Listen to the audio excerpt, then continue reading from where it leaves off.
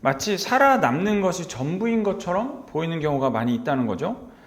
대학생들 같은 경우에는 대학에서는 학점과 스펙에서 살아남아야 되고, 사회에 나가면 실적, 또 사람들의 관계 가운데서 살아남아야 되고, 또 사업을 한다 그러면은 망하지 않고 살아남아야 되는 것이 마치 전부인 것처럼 보이는 세상 가운데 우리는 살고 있습니다. 그래서 청년들은 늘 불안한 것 같아요. 살아남지 못하게 될까봐.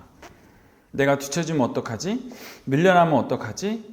이런 남은 자, 살아남는 것에 대해서, 생존하는 것에 대해서 관심과 정체성을 다 가지고 있는 세상인데, 오늘 스바냐 말씀에 보면 살아남는 자에 대한 정의가 조금 새롭게 되는 것을 볼 수가 있습니다. 세상은 경쟁에서 이기는 사람을 남는다라고 이야기를 하지만, 하나님은 심판 이후에도 남는 사람, 그러니까 하나님의 이 통치권이 임하시니 천국, 하나님의 나라를 살아가는데 남는 사람은 세상의 기준과는 다르다라는 거예요.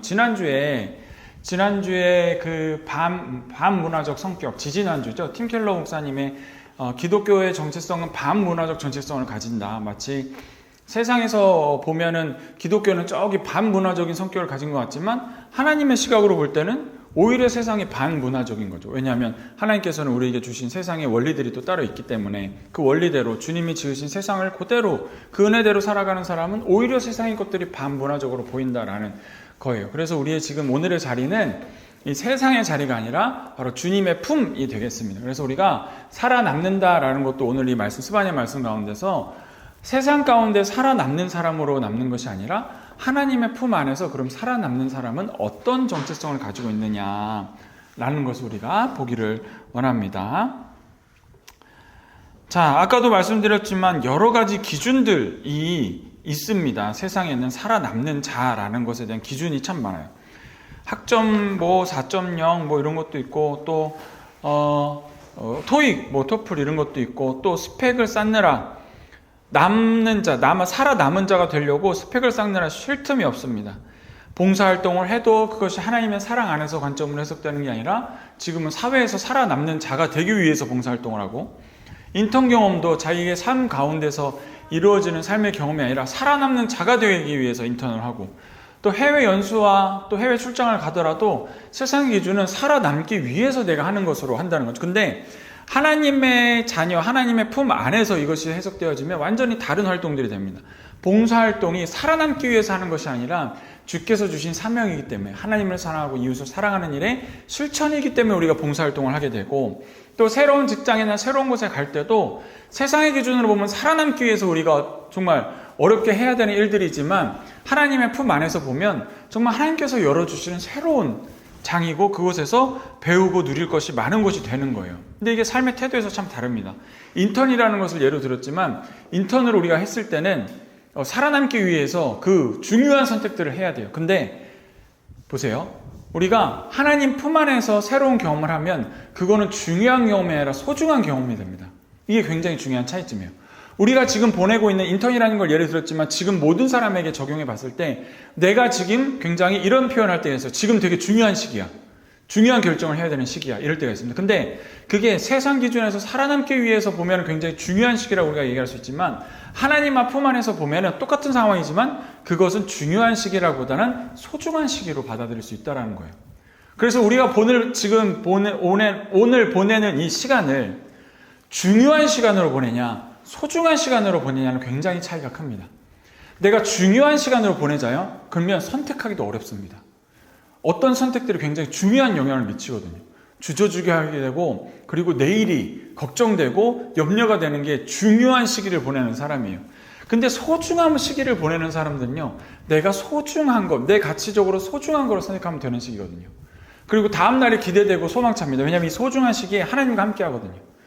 하나님과 함께하는 이 소중한 시기에 하나님께서 주시는 것, 하나님께서 어떻게 얘기하시는지를 아주 면밀히 듣기를 우리가 탐색하게 돼요. 근데 세상적으로 중요한 시기다라고 생각하면은 말씀 보는 것도 바빠서 못하고 기도하는 것도 바빠서 못하게 됩니다. 왜냐하면 중요한 시기니까 내가 지금 여기저기 들어야 될 말들도 많고 판단해야 될 기준도 많은 거예요. 극단적으로 예를 드리는 거예요.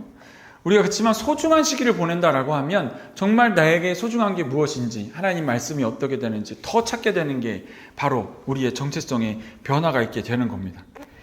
자, 청년들 마음에는 언제나 중요한 시기라는 생각이 있기 때문에 우리도 마찬가지입니다. 지금 우리의 시기가 중요한 시기라고 생각되기 때문에 결정 하나하나에도 굉장히 중요한 영향을 미치는 그 시기가 되는 거죠. 그래서 걱정과 염려가 계속 따라오게 됩니다. 그러나 소중한 시기로 이 시간을 보내게 되면 내게 정말 소중한 것이 무엇인가, 하나님께서 나에게 바라는 것이 무엇인가, 이런 것들을 잘 알게 되는 시기가 될 수 있다는 겁니다. 그러면 불안이라는 문제도 많이 해결이 된다는 거예요. 중요한 시기를 보내는 사람은 불안합니다. 이게 어떻게 될지 모르거든요. 근데 소중한 시기를, 주님의 품 안에서 소중한 시기를 보내는 사람은 마음에 소망이 생기게 될 수 있는 거죠. 하나님께 나의 소중한 것을 이야기하고 말씀하고, 나의 가치에 대해서 생각하고, 내가 과연 지금 소중하게 생각하면서 가야 될 것이 무엇인지를 고민하게 될 때 우리는 또 소망이 남는다라는 것입니다. 그래서 우리가 남은 자로서, 우리가 살아남는 자가 아니라 주님 앞에서 남는 자가 되기를 소원한다, 소망한다, 이런 말씀이죠. 중요한 시기를 보내면 하나님 앞에 남는 자가 못 되었습니다. 내 인생에 중요한 시기니까 그게 우상이 될 수도 있는 거죠. 그러나 정말 내 이 시기에 중요한 결정보다는 소중한 결정을 하는 것은 나의 주변과 하나님께서 나에게 주신 가정과 또 나에게 주신 자녀들, 나에게 주신 사업들을 더 소중한 가치로 보게 될 수 있다라는 겁니다. 그래서 더욱더 주님 앞에 나가게 되고 불안함보다는 소망함이 남게 된다는 것입니다. 남는 사람, 남은 자라는 것은요, 그러니까 이제 정리를 해보면 단순히 경쟁에서 끝까지 버틴 사람이 아니라 그 의미와 가치를 온전히 잘 유지한 사람이 남은 자다라는 겁니다. 스바냐서는 유다 백성에게 임한 하나님의 심판을 선포하는 책입니다. 죄와 불의, 우상숭배, 거짓과 교만 때문에 하나님은 그들을 심판하시겠다고 말씀하십니다. 그런데 놀랍게도 그 심판의 마지막 부분에서 하나님은 이렇게 말씀하십니다. 그러나 심판이 끝난 이후에도 남은 자가 있다. 그들이 바로 진짜 내 백성이다 라고 말씀을 하시는 거예요. 우리가 순간순간을 지나는데 정말 하나님께 그 우상되지, 중요한 시간을 보내는 사람은 우상이 될 수 있다고 말씀드렸죠. 또 죄 가운데도 우리가 중요한 결정을 하다 보면 가치에 혼란이 생기고 혼돈이 생겨서 내가 때로는 죄된 결정도 할 수 있다는 거예요. 근데 성경의 남은 자는 끝까지 남아있는 사람, 경쟁에 이긴 사람이 아니라 하나님 앞에 남은 자, 하나님의 말씀을 소중히 여기고 내 인생의 가치를 소중히 여긴 남은 자가 된다는 겁니다. 세상의 기준과 하나님의 기준은 언제나 부딪히는 것 같습니다. 왜냐하면 세상의 기준은요, 공중권세 잡은 자의 또 기준에 의하기 때문에 우리가 세대를 거듭하면 거듭할수록 우리가 점점 더 하나님과 멀어지길 원하고 하나님 앞에 인색하기 원하고 궁핍하기 원하는 것이 이 사단이 바라는 일이고 공중권세의 일입니다. 그러나 하나님께서는 세대가 가면 갈수록 더 부유하길 원하시고 풍요하길 원하시고 더 하나님께 가까이 가길 원하시는 거죠. 그래서 그 기준이 달라요. 세상적으로 우리가 남은 자가 되기 위한 기준과 하나님 앞에 소중한 사람으로 살기 위한 기준은 많이 다릅니다. 근데 이것이 같은 세상을 살아가는 사람들의 두 가지 면이라는, 양면적인 일이라는 거예요. 그래서 우리가 같은 현상과 같은 삶을 살아가지만 이것이 분리돼서 마치 신앙과 삶이 분리된 것이 아니라 하나님 앞에서 소중한 것들을 가지고 나갈 때 우리의 진짜 이 주신 삶의 자리에서 귀한 것들을 얻으면서 갈 수 있다는 겁니다. 세상의 상황과 환경은 변하지 않지만 우리의 삶의 태도와 우리의 바라보는 지향점에 따라서 우리의 삶의 방향과 삶의 만족감과 삶의 풍요함이 완전히 다르게 된다라는 겁니다. 내 힘으로 버텨야 남는 것이 살아남는 사람들의 세상 기준이지만 하나님 안에, 은혜 안에 거하는 자가 남는다라는 것이 바로 우리의 기준입니다. 같은 세상을 살아가는데도 지옥과 같은 경쟁의 삶에서 살아가는 사람들이 있고, 같은 삶을 살아가는데도 주님께서 주시는 믿음의 일들로 하루하루 소망 가운데 견디며 그 소망을 붙잡고 믿음의 일로 살아가는 사람들, 그리고 결국 믿음의 일을 이루는 사람이 되는 사람들이 있다라는 것이죠. 사회와 말씀 안에, 은혜 안에 사는 삶, 이것이 바로 우리가 오늘 지켜봐야 될 삶입니다. 마치 이분법적으로 분리하는 것 같지만 이것은 온전히 하나님께 주신 은혜를 누리는 법을 이야기하는 것입니다. 세상은 끝없이 경쟁해서 살아남는 자를 높입니다. 그러나 하나님은 심판과 고난의 한복판에서도 하나님을 붙잡는 사람을 주님께서는 남은 자로 높여주신다라는 겁니다. 자, 그리고 오늘 말씀해 보니까 9절에 보니까 그때 내가 여러 백성의 입술을 깨끗게 하여 그들이 다 여호와 이름을 불렀다라고 말씀을 하셔요. 입술이 깨끗하다는 것은 단순히 나쁜 말을 안 한다는 것이 아닙니다. 무엇을 부르느냐가 정체성을 결정을 하는 거예요. 세상은 성공과 돈, 인정의 이름을 부릅니다. 그러나 남은 자, 하나님 앞에 은혜한 데 있는 자는 오직 하나님의 이름을 부르게 되는 것이죠. 우리의 언어는 무엇입니까? 세상적 기준에 있습니까? 하나님의 은혜 안에 있습니까? 입술은 곧 정체성을 우리가 나타내는 언어라는 거죠. 세상이 부르는 이름은 성공, 돈, 인정, 안전, 자기 자신, 그걸 부릅니다. 또 자격증이나 스펙이나 또 여러 가지 보는 시험의 점수, 또 연봉, 성과, 평가, 승진이라는 단어에 사로잡혀 그것이 마치 잘 차올랐을 때 성공한 사람처럼 보입니다. 그러나 그의 삶이 그 가운데 삶에 칭송받는 것을 살아갈지라도 그의 삶에 사는 것이 밤잠 이루지 못하고 그 다음에 맞이하는 다음 날의 지옥과 같다면 그게 어찌 복된 인생이라 할 수 있겠습니까? 더 나누지 못하고 인색하게 살아가는 삶이 될 수밖에 없죠. 그러나 우리가 하나님 아버지, 같은 상황이지만 하나님 아버지 앞에 그것을 하나님의 은혜로 받고 하나님께서 주신 은혜로 살아가고 그런 입술들이 우리 된다면 밤에 자는 전날에 잠이 평안할 것이고 다음날 아침이 소망찰 것이고 내가 쉽지 않은 상황, 힘든 상황이 있을지라도 주님 앞에 남아있는 은혜를 우리가 바라며 살아갈 수 있게 되는 겁니다. 우리의 언어는 그래서 중요합니다. 그래서 내 입술에서 취업이나 돈이나 성적이나 연봉만 입에 오르내린다면 내 마음의 중심이 어디 있는지 우리가 돌아봐야 될 것이고 그러할지라도 감사하고 소망을 얘기하고 믿음을 얘기한다면 우리는 은혜 안에 있는 사람이 될 것입니다. 말은 습관처럼 우리가 하지만 동시에 말은 우리의 영적 좌표를 보여주는 거울이라고 할 수 있는 거죠. 우리가 표현하는 것, 우리가 말하는 것이 어떤 것이 주로 돼 있나?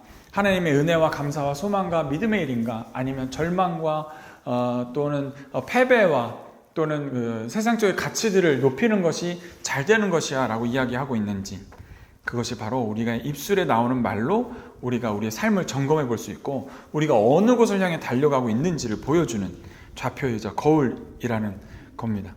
우리가 교회에서만 쓰는 언어가 다르면 안 됩니다. 우리가 세상에 나가서도 소망을 얘기하고 또 희망을 얘기하고 주님 앞에서 주어주신 은혜의 일들을 이야기할 때 우리의 삶은 그렇게 바라보고 가고 있는 것이죠. 오늘 보니까 그때에 내가 여러 백성의 입술을 깨끗하게 한다 라고 말씀을 하십니다. 우리 인간이 스스로 입술을 정결하게 만드는 것이 아니라 하나님이 친히 우리의 입술을 깨끗게 하여 주신다는 거예요. 우리 삶에 계속해야 되는 은혜로, 계속해야 되는 주님의 말씀으로 우리의 삶이 주님의 말씀과 언어로 계속해서 바꿔주신다라는 말씀이 오늘 스바냐 말씀에도 있습니다. 그러므로 우리의 입술을 내뱉는 말이 감사가 부족하고 또는 절망과 소망 없음을 이야기할지라도 우리 오늘 기도할 때 주님, 내 말, 입술을, 내 말을 주님의 은혜에 남는 자의 언어로 바꿔주시옵소서. 주님의 믿음에서 말을 선포하는 사람, 소망을 이야기하는 사람으로 붙잡아 주시옵소서 라고 하면은 주님께서 도와주실 줄 믿습니다. 불평할 수밖에 없는 상황에서도 의도적으로 감사하고 또 혼자서는 무너지기 때문에 그런 공동체 가운데서 우리가 희망을 얘기하고 또 언어가 바뀌게 되면 삶이 바뀌게 되는 것이 바로 우리 믿음의 삶이라는 것이죠. 자, 또 12절, 10절부터 쭉 보게 되면 우리의 의지가 아닌 하나님의 의지로 또 세상을 살아가는 것을 이야기하고 있습니다. 하나님은 너는 혼자가 아니다, 나를 의지하라 라고 말씀하신 하나님을 오늘께서 말씀하시고 또 평안, 두려움 없는 자유에 대해서 이야기를 하시는데요. 평안이 높고 그들을 두렵게 할 자가 없다라고 하는 것이 굉장히 핵심적인 말씀입니다. 우리 13절을 함께 마지막으로 읽어보도록 하겠습니다. 시작. 이스라엘의 남은 자는 악을 행하지 아니하며 거짓을 말하지 아니하며 입에 거짓된 혀가 없으며 먹고 누울지라도 그들을 두렵게 할 자가 없으리라. 아멘. 이게 바로 남은 자의 마지막 모습입니다. 이스라엘의 남은 자는 악을 행하지 아니하며 거짓을 말하지 아니하는 사람, 그리고 입에 거짓된 혀가 없으며 그가 행하는 것, 말하는 것, 그리고 그 입의 은혜, 이런 것들이 잘 하나님 앞에 온전하게 회복된 거예요. 그런 사람은 어떻게 되느냐? 먹고 누울지라도 그를 두렵게 할 자가 없다라고 말씀하시는 겁니다. 그러한 은혜가 우리 가운데 있기를 예수님을 축복합니다. 먹고 누웠는데 두려울 게 없는 거예요. 내일이 걱정되지 않는 겁니다. 내일의 염려가 없는 삶이에요. 하나님께서는 이런 삶을 우리에게 주시기를 원하십니다. 이런 삶을 회복시키시기 원하고 이런 힘을 우리에게 주기 원하세요. 그러기 위해서 하나님께서는 우리의 입술을 깨끗하게 살기를 원하시고 우리의 생각의 의존이 세상의 기준이 아니라 하나님의 기준이 되길 바라신다는 거예요. 그렇게 되면 우리가 먹고 누울지라도 걱정할 게 없는 삶이 되는 겁니다. 어제 저녁에 우리가 어땠습니까? 혹시 여러분들 먹고 누우셨는데 염려에 가득 찬 삶은 아니셨습니까? 그럴 때 우리 이거 앞절에 9절부터 11절까지 하나님께서 주시는 은혜가 우리에게 임하기를 예수님으로 축복합니다. 그리하여 우리가 먹고 누웠어요. 이제 내일이 와야 돼요. 근데 내일이 걱정되지 아니하고 편안하게 내일을 맞이할 수 있는 그런 현실적인 은혜의 복을 받는 우리 모든 사람들을 다 되기를 예수님으로 축복합니다. 예수님께서는 요한복음 14장 27절에 말씀하셨듯이 내가 주는 평안은 세상에 주는 것과 같지 않다라고 말씀을 하십니다. 세상의 보장은 안전장치가 있을 때만 안심이 됩니다. 돈도 그래요. 안전한 자산이 있을 때만 내 마음 평안이 돼요. 인맥도 그래요. 장사도 그래요. 모든 것들이 안정적인 장치가 있어야만 내 마음 평안이야. 근데 하나님께서 주시는 평안은 이런 것을 다 주님께서 맡아 운행하신다는 믿음이 있기 때문에 또 오늘 내가 느꼈던 하나님의 기적의 일들이 있기 때문에 내일도 그런 일이 일어날 거다라고 걱정이 되는 거예요. 사람 걱정, 인맥 걱정, 장사 걱정, 돈 걱정이 안 되는 삶으로 하나님께서 우리에게 선물로 주신다라는 말씀입니다. 결론, 스바냐가 말하는 남은 자는 오늘날 우리에게 이렇게 또 이야기하십니다. 정결한 입술, 세상 말보다 하나님을 부르는 언어, 우리가 세상의 기준들을 나의 입술에 계속 뱉고 있지는 않은지, 숫자, 스펙, 우리의 성적, 경력 이런 것들 이야기하고 나는지, 그것이 나의 기준이 된다면 나는 밤잠 잘 때 불안한 사람이 되는 겁니다. 근데 나의 입술이, 나의 생각이 주님께서 하실 거야, 주님께서 하셔, 주님께서 이렇게 하셨어 라고 이야기하는 사람이 되면은 밤잘 잘 때 걱정 없는 사람이 되는 거죠. 또 겸손한, 자기인보다는 하나님께 의탁하고 의존하는 삶, 교만하며 자랑하는 자들을 제거하고 성산에 다시는 교만하지 않게 될 것이다 라고 11절에 굉장히 중요한 말씀하시죠. 모든 것이 하나님이 하셨다라고 고백하는 그 고백, 그게 바로 우리가 남는 자가 되는 비결입니다. 세상에 남는 자가 아니라 하나님 앞에 남는 자, 밤잠 잘 때 내일 걱정 안 하는 사람, 이것이 하나님께서 주시는 평안을 소유할 수 있는 우리의 삶이라는 거죠. 참된 평안은 우리가 이것을 두고 또 조건이라고 생각할 수 있어요. 이렇게 해야지만 평안이 온다. 그렇지 않고 하나님 안에 온전히 거할 때 하나님과의 관계성이 생기므로 하나님의 평안이 우리에게 흘러 들어오는 거고 그 평안을 가진 내 삶이 살아가게 되는 것이죠. 세상의 경쟁에서는 이기는 사람을 남은 자라고 부르지만 하나님은 믿음으로 끝까지 하나님 안에 하나님의 언어로 하나님께 감사하며 교만하지 않는 사람을 남은 자로 삼아 주셔서 세상에 남는 자는요, 여러분, 세상에 남는 자는 밤잘 잘 때 두렵습니다. 그 마음에 평안이 없기 때문에 그렇죠. 가져도 끝이 없고 내 가진 것도 고갈될 것 같고 일어나지 않은 일도 불어나. 그러나 하나님 앞에 이 평안을 소유한 사람, 하나님 앞에 입술을 정결케 하고 내 말의 언어를 바꾸고 내 생각의 언어를 바꾸고 의존을 하나님께 의존하고 또 겸손하게 살아가는 삶은 밤잠 잘 때 평안한 사람이 될 수 있다라는 거죠. 오늘 스바냐 말씀, 짧은 말씀이지만 우리의 입술과 우리의 생각과 또 우리의 마음의 방향을 주께 온전히 세우심으로 주님께서 내가 먹고 누울지라도 아무것도 우리를 두렵게 할 자가 없는 그 평강의 삶으로 이끄시는 우리 모두 되시기를 예수님의 이름으로 축복합니다. 아멘. 기도하겠습니다.